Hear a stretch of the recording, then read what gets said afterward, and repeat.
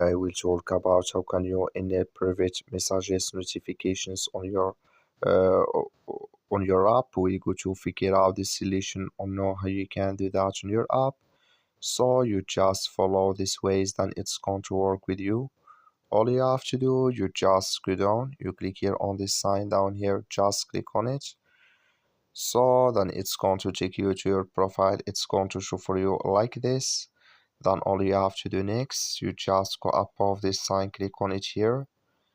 Then it's going to take you to this list. It's going to show for you like this. Then all you have to do, you just click here on notifications, just click on it.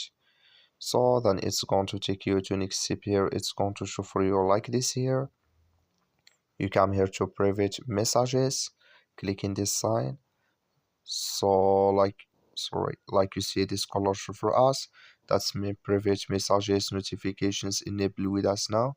That's all you have to do. That's all. Thank you for watching. Don't forget to support us by liking and subscribe.